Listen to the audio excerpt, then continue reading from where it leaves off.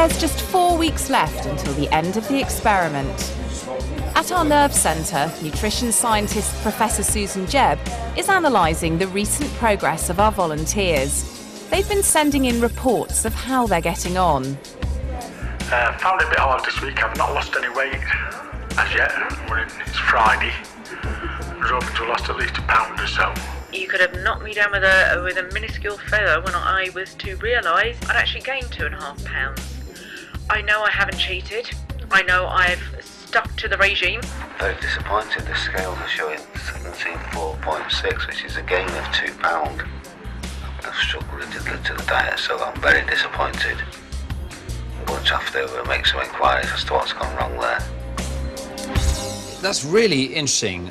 Everyone's saying very much the same thing. Why isn't this getting easier to stick to as they go along? It's really still too early for them to have established those solid, healthy eating habits. They're at the stage where it's still really hard. So now they're complaining they're not losing weight or they're even gaining weight. I mean, is that normal? It's certainly very common. We often see that people have that initial, early, quite rapid weight loss, then it slows down, and most people will often find themselves moving into a complete plateau when their weight's totally stable.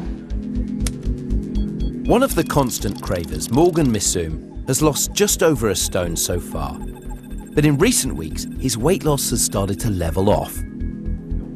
When everything slows down, you slow down too in your head. You're like, what was that for? Now my question is how I'm going to be able to speed that up. What's going to bring me to the next step? So, but we're here with Morgan. We can see his graph has plateaued.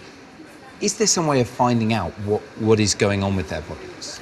Yes, there's certainly an element of biology about this. There are physiological processes which are beginning to kick in and trying to maintain the body's weight effectively. In our diet lab, we're going to test Morgan and his fellow dieters to see what's causing their biological backlash.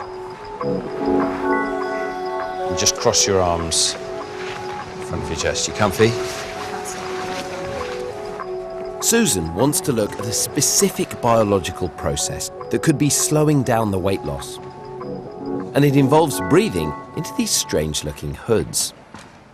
OK, so we've got everyone in the room looking like we're about to send them all to Mars. What exactly are we doing here? Well, many of our dieters are experiencing that plateau when they're finding it hard